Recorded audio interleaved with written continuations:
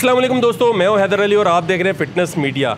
मेरे साथ इस वक्त बहुत ही ज़बरदस्त ट्रेनर मौजूद हैं। फ़हाद इनका नाम है, IBA से ग्रेजुएट हैं और ये सेल्स की जॉब भी करते थे। किस टाइप की सेल्स की जॉब थी वो भी इनसे जानेंगे और आजकल ये ट्रेनिंग करवा रहे हैं, तो ये क्या मामला ज़रा इनसे जानते हैं। अस्सलाम वालेकुम।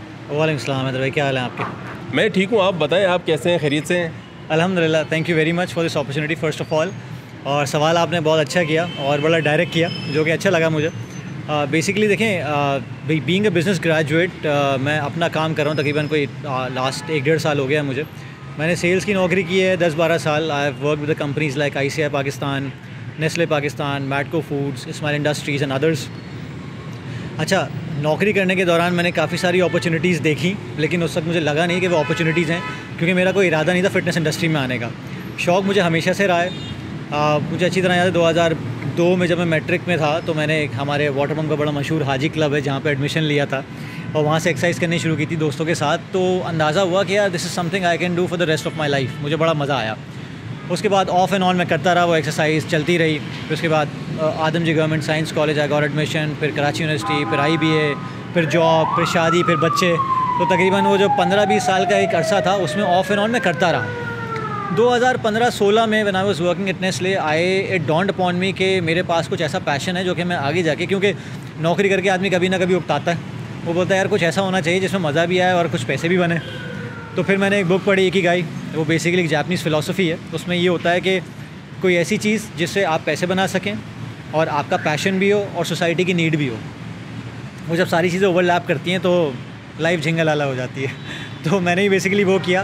2016 में आई केम इनटू दिस इंडस्ट्री और मैंने लोगों को ट्रेन करना शुरू किया। मैंने कुछ सर्टिफिकेशंस ली और उस वक्त से मैं बड़ा एक एविड रीडर बन गया। Basically I read a lot, अल्लाह का शुक्र है। मैं मेंटल हेल्थ प्रैक्टिशनर भी हूँ। I am actually certified NLP प्रोग्रामर, NLP न्यूरो लिंग्विस्टिक प्रोग्रामर, और मैं प्रैक्टिशनर हूँ, मास्टर प्रैक्टिशनर भी हूँ। तो ये मेंटल हेल्थ के एस्पेक्ट्स, ये सेल्स के एस्पेक्ट्स और ये फ़िटनेस के एस्पेक्ट्स, मुझे ये महसूस हुआ और अल्लाह का शुक्र है कि मैं काफ़ी कामयाब रहा इन चीज़ में अब तक, कि पाकिस्तान में और दुनिया भर में ऐसे लोग जो बहुत सारे एस्पेक्ट्स को मिला के फ़िटनेस के बारे में बात करें, दे मेक सेंस। क्योंकि fitness is not about body, fitness is not about muscles, fitness is not about body building. और हमारे यहाँ जो वर्किंग क्लास है, हमारे यहाँ 3 लेवल हैं, 2 लेवल हैं फ़िटनेस के। एक हाजी क्लब वाली या फिर अखाड़े वाली बॉडी, जिसमें लोग समझते हैं कि इंजेक्शन लगा के सिर्फ उनका काम नहीं है, वो ये करते रहते हैं। दूसरे एलीट, जो कि आपकी नहीं किसी जिम्स में जाएंगे तो आपको देखेंगे वो लोग ही अलग होते हैं, वो क्लास ही अलग होती है और आपको लगता है पता नहीं आप किस माहौल में आ गए। तो इन 2 माहौल के बीच में एक ऐसा माहौल है जो मेरा और आपका है। जो मिडिल क्लास लोग होते हैं, जो वर्किंग क्लास होती है, जिनके पास टाइम ही नहीं होता जिम जाने का ना, उनको ये लगता है कि यार आप बहुत एलीट होने चाहिए, बहुत बर्गर किस्म के लोग जिम जा सकते हैं, वो अफोर्ड कर सकते हैं, या फिर आपके पास बिल्कुल फारिग टाइम हो तो आप अखाड़े जाके या इंजेक्शन लगा के बॉडी बना सकते हैं। आई रियलाइज़ दिस अपॉर्चुनिटी। फिर आहिस्ता आहिस्ता मैंने लोगों से मिलना शुरू किया, क्योंकि सेल्स की नौकरी थी। जहाँ भी जाओ, जिससे भी मिलो, जो भी डील क्लोज़ करो, हर किसी के कोई ना कोई issue. Definitely when you talk to people you strike a conversation. जब कॉन्वर्सेशन होती है तो फिर चीज़ें निकल के आती हैं, इंटरेस्ट निकल के आते हैं।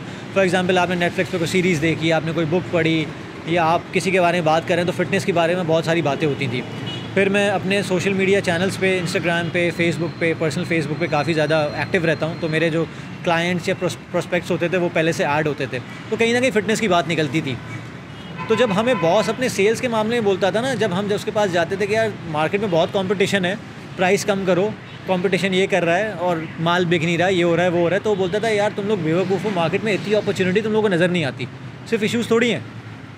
ये बात समझ में आई फ़िटनेस में आके। हर बंदा जिससे आप मिल रहे हैं, हर दूसरा बंदा प्री डायबिटिक है, हर दूसरे बंदे की लोअर बैक पेन इशू है। ये अपॉर्चुनिटी मैं इसलिए बोल रहा हूँ कि फ़िटनेस के प्रोफेशनल्स के लिए अपॉर्चुनिटी है, but it's a very big red flag, it's an alarming thing. क्योंकि एक बंदा, एक प्रोफेशनल जो है आपकी कौम की GDP में कंट्रीब्यूट कर रहा है, अगर वो अपनी जिस्मानी हालत बेहतर नहीं रख सकता तो वो कब तक कंट्रीब्यूट करेगा?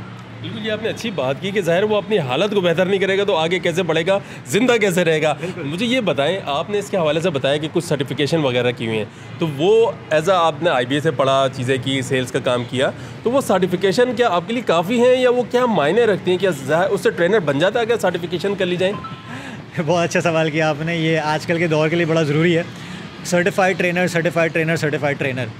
भले आप ग्रेजुएट हो, सर्टिफाइड ट्रेनर हो, कुछ भी हो। देखें IBA हो, लम्स हो, जितनी भी कराची में यूनिवर्सिटीज़ हैं दुनिया भर में, आप लंदन से ग्रेजुएट करके आ जाओ। मार्केट में नीड है, लेकिन मार्केट में सप्लाई भी बहुत सारे लोगों की है जो कि एजुकेटेड हैं। अब उस एजुकेशन की रिक्वायरमेंट मार्केट को नहीं है, स्किल की रिक्वायरमेंट है। Market actually needs people who can sell themselves, who can sell their proposition. अगर आपको सेल करना नहीं आता, अगर आपको कम्युनिकेट करना नहीं आता, अगर आप अपने आप पे कॉन्फिडेंस नहीं है आपको, तो आप जितनी भी डिग्रियाँ, जितने भी सर्टिफिकेट्स रख लो, वो फ़ायदा नहीं है। मैंने यहाँ पे पर्सनल ट्रेनर्स को देखा है बेसिकली कि भाई हम सर्टिफाइड ट्रेनर्स हैं, लेकिन जब वो बात कर रहे होते हैं क्लाइंट से, they are not able to convince the clients कि उसके साथ कोई मसला है और वो उसके लिए बेहतरी का काम कर सकते हैं। फिर उससे क्या होता है, बंदा पूछता है कि भाई आप तो 16,000 ले रहे हैं, 15,000 ले रहे हैं, वो 6,000 ले रहा है। फिर उसके बाद ट्रेनर्स और थोड़ी नेगोशिएट करते हैं। ये क्यों होता है? ये इसलिए होता है कि trainers basically they are not confident about their skill set. और देखें, पर्सनल ट्रेनिंग वाला जो मामला है ना, ये मैंने सेल से चीज़ सीखी है। You have to build a connection with the client. दो तरह की सेल्स होती हैं, एक बिज़नेस टू बिज़नेस, एक business to consumer, B2B, B2C। लेकिन एक बड़ी ज़बरदस्त हार्वर्ड बिजनेस रिव्यू में एक आर्टिकल मैंने पढ़ा था, उसमें बताया था कि there is no B2B, there is no B2C, there is always H2H, human to human. आप जहाँ भी बैठेंगे ना, एक इंसान दूसरे इंसान से बात कर रहा होगा। अगर आप उसके दिल में उतर गए, दिमाग में आ गए, समझ में आ गए, देन यू कैन सेल। हमारे यहाँ जो मसला है, हम लोग बेसिकली बहुत ज़्यादा ओवर रिलाई कर रहे हैं सर्टिफिकेशंस पे। इससे कोई डिनाई नहीं है, डिग्री सर्टिफिकेशंस की अपनी जगह, क्योंकि वो बेसिस बनाती हैं आपकी। उसके बाद आप क्या कर रहे हो, वो बड़ा मैटर करता है। आप अगर क्लाइंट को सुन नहीं रहे हो, फॉर एग्जांपल आपके पास क्लाइंट आया, आपने बगैर उससे क्वेश्चनर किया या बगैर उससे सवाल किए, बगैर उससे मेंटल कनेक्शन बनाए, रैपो बनाए, आपने डायरेक्ट बोल दिया यार ये शुरू करो, ये शुरू करो। बहुत सारे क्लाइंट्स मेरे पास आते हैं, वो एक मेंटल स्टेट में होते हैं कि वो एक्सरसाइज नहीं करना चाहते हैं, उनको एक कंधा चाहिए होता है रोने के लिए, ठीक है। तो मैं बेसिकली वो कंधा देता हूँ उनको, क्योंकि मैं प्रीमियम चार्ज करता हूँ। डेफिनेटली वो फिर लोग भी ऐसे होते हैं जो कि एक अच्छे लेवल से आ रहे होते हैं, फिर उनको चाहिए होता है कि यार पहले हमारी बात सुनो, हमारा मेंटल स्टेट ऐसा है, हम ये नहीं करना चाहते। तो trainer should be able to absorb that mental state, और उसके बाद वो काम करना चाहिए उसको। यहाँ पे क्या है कि जी अगर बंदा आधे घंटे लेट हो गया तो जी स्लॉट तो आपका नहीं है, आई एम रियली सॉरी, और ये है वो है, और बड़ा एक ट्रांजैक्शनल रिलेशनशिप यहाँ पे ट्रेनर्स करते हैं, जो कि बुरी बात है, जो कि एक लर्निंग भी है मेरी तरफ से। मैं ट्रेनर्स को चाहूँगा बताऊँ कि आप हमेशा एक कनेक्शन बनाना सीखें, जिसकी वजह से क्वालिटी ट्रेनिंग खुद ब खुद हो जाती है और पर्सनल कनेक्शन डेवलप होता है। अच्छा, ये बताएं कि आप जो है किस टाइप की ट्रेनिंग करवाते हैं लोगों को? क्योंकि अमूमन लोग डर जाते हैं, भाई डंबल शंबल देखिए यार, ख़वातीन आती हैं यार हमने मसल नहीं बनाने, तो आप ऐसे किस टाइप के ट्रेनर हैं? मैं अभी वीडियो से पहले आपसे डिस्कस कर रहा था कि एक रील मेरे चैनल पे बड़ी हिट हुई, उसमें मैंने बोला हुआ body building is bullshit. Body building एक ऐसा गेम है जिसकी मैं बड़ा दिल से रिस्पेक्ट करता हूँ, क्योंकि हम सबके जितने भी आइडियल्स हैं वो सारे बॉडी बिल्डिंग की दुनिया से हैं। आर्नल्ड श्वार्ज़नेगर बॉडी बिल्डिंग का बहुत बड़ा नाम।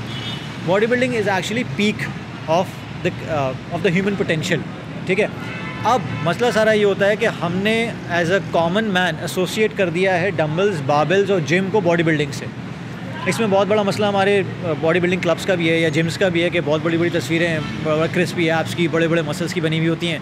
बंदा सोचता है, जिसको शौक होता है बोलता है हाँ यार मैं ऐसा बन जाऊँगा। जिसको शौक नहीं होता फिटनेस के लिए वो पहले ही भाग जाता है, बोलता है यार ये ना मुझे ऐसा बना के छोड़ेंगे, मुझे इंजेक्शन लगा देंगे, पता नहीं क्या कर देंगे। काफ़ी दफ़ा ऐसा होता है, लोग मेरे पास आते हैं 45 एज के हैं, 40 एज के हैं, 35 के हैं, ख़वातीन है ख़ास तौर पे, उनको लगता है कि वो डंबल को हाथ लगाने से मैनली मसल्स क्रिएट हो जाएंगे उनके।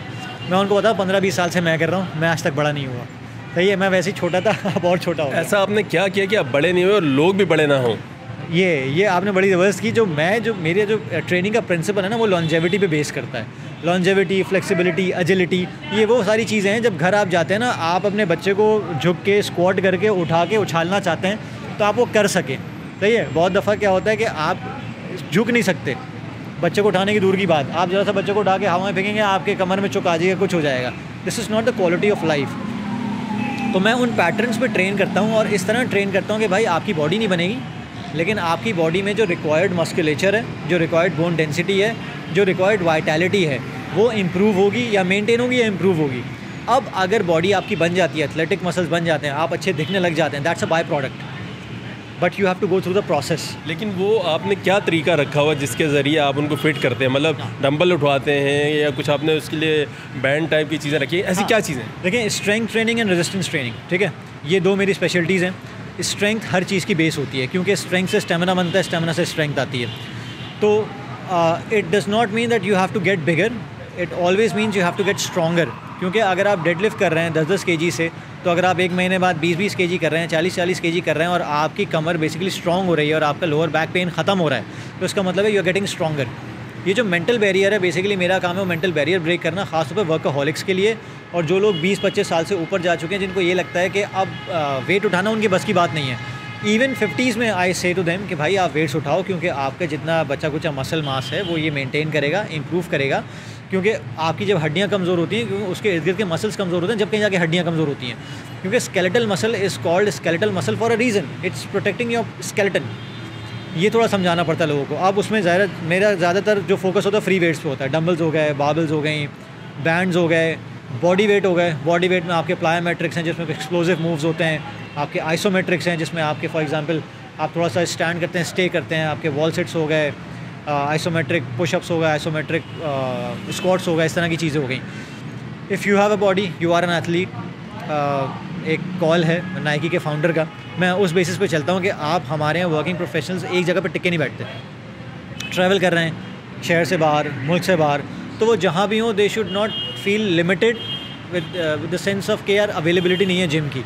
अगर आपके पास 6x6 की जगह है और आपके बेड पे बराबर में थोड़ा सा सरफेस खाली है, you can always do that. आप स्क्वाट कर सकते हैं, पुशअप कर सकते हैं, डायनामिक प्लैंक्स कर सकते हैं, एक्सप्लोसिव मूव्स कर सकते हैं। तो it's all mental training that I do, और ख़ास तौर पर मेंटल बैरियर ब्रेक करना कि 30s और 40s के बाद आपके पैर कब्र में लटकने शुरू हो जाते हैं। ऐसा कभी नहीं होता है, क्योंकि एक्चुअली एक न्यूट्रिशनिस्ट ने कहा था कि we don't even get to know and we have been digging our own grave with our own teeth.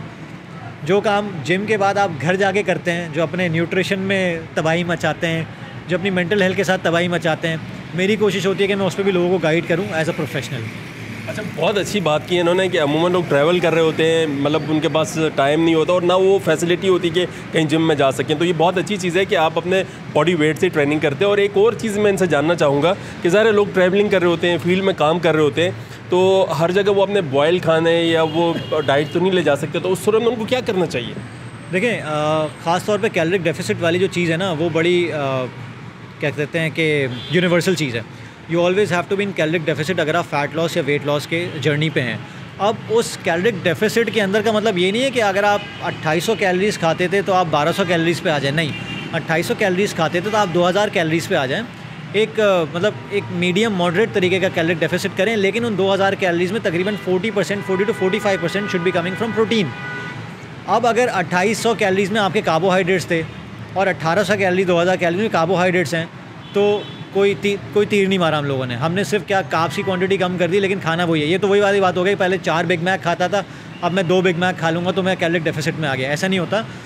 Caloric deficit का मतलब ये होता है कि आपको खाने की क्वांटिटी कम करके क्वालिटी इंक्रीज़ करनी है।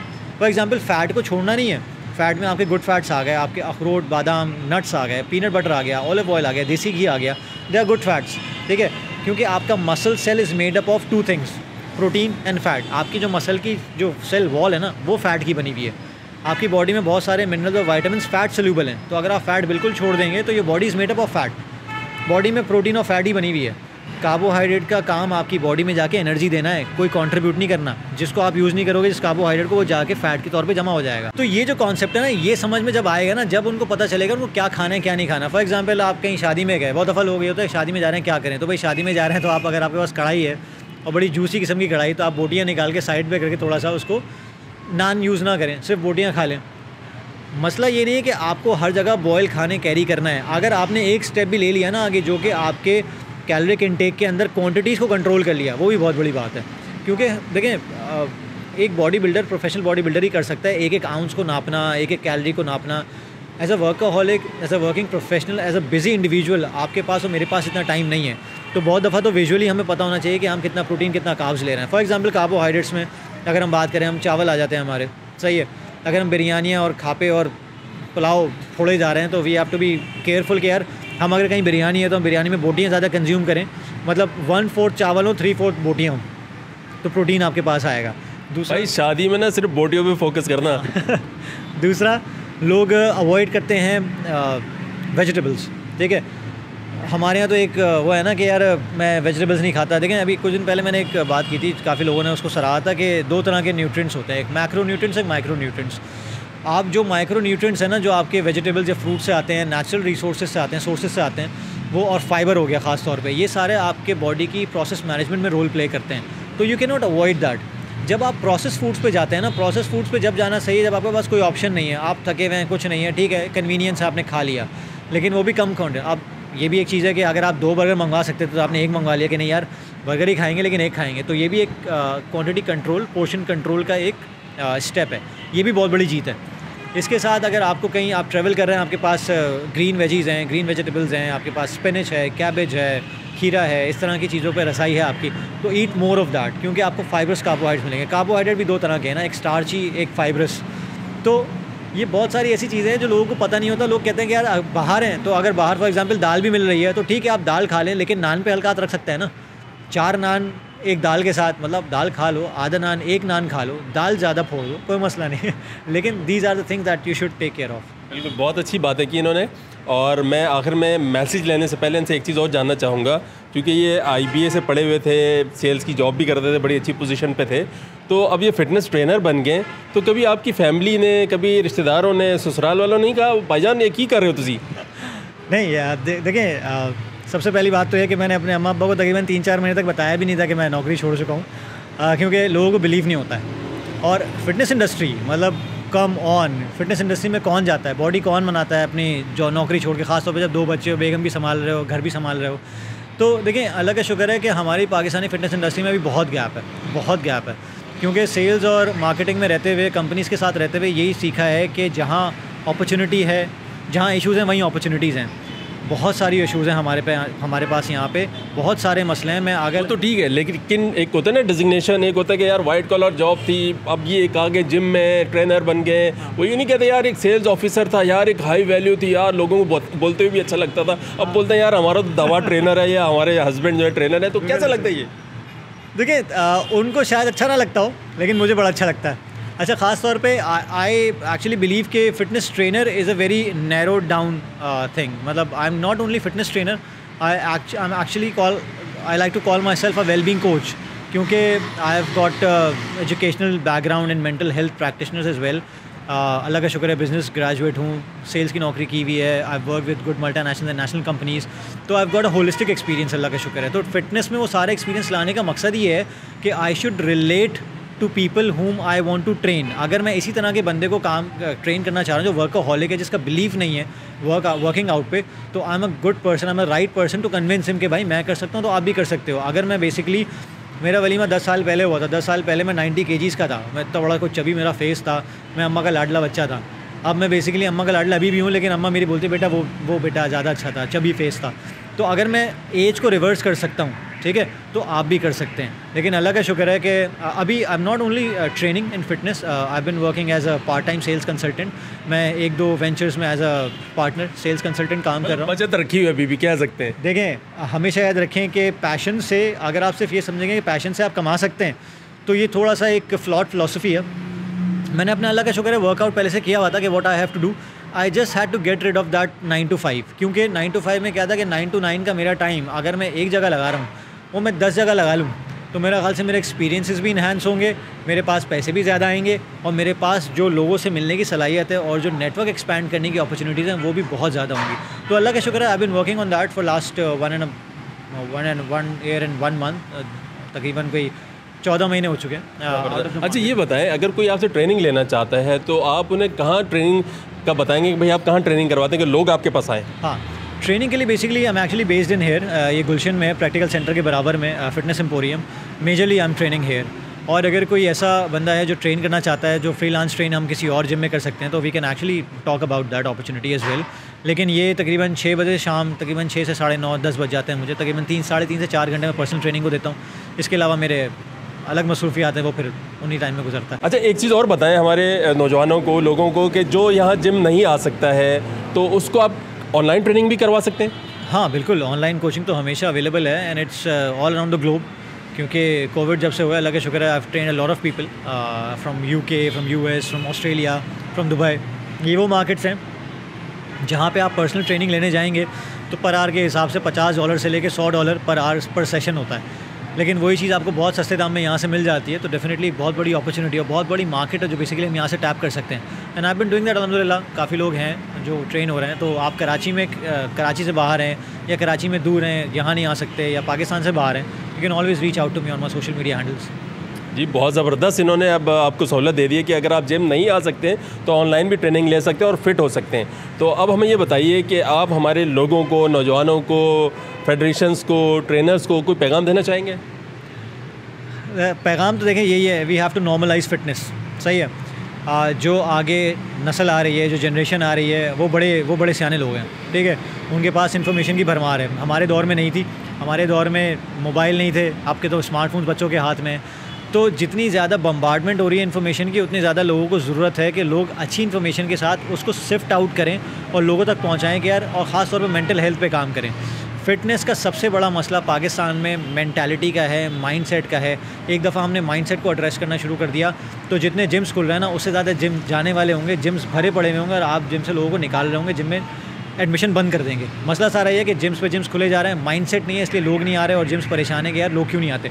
अभी सर्दियाँ आ गई हैं, जिम वैसे ही खाली हो जाएंगे। हमारा माइंडसेट ये है कि सर्दी में एक्सरसाइज नहीं होती, सर्दी में वेट लूज़ नहीं होता, सर्दी में कॉफ़ी पी जाती है, गर्मियों में कॉफ़ी नहीं पी जाती। तो इस तरह का माइंडसेट होगा तो कैसे काम कर सकता है आदमी? तो work on the mindset and fitness industry will flourish इंशाल्लाह।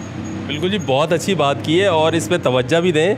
आएँ फिटनेस की तरफ, अपने आप को फिट करें और जवान होते चले जाएं। अगर आप चाहते हैं कि आप अपनी उम्र से 5 साल 10 साल कम लगें तो आपको फ़िटनेस करनी पड़ेगी। मैं भी फ़िटनेस करूँगा ताकि यंग हो जाऊँ, ट्रेनिंग लेने आऊँगा इनसे। तो तब तक के लिए हमें इजाज़त दीजिए, मिलेंगे नए एपिसोड में नए दोस्तों के साथ। तब तक के लिए अल्लाह हाफ़िज़।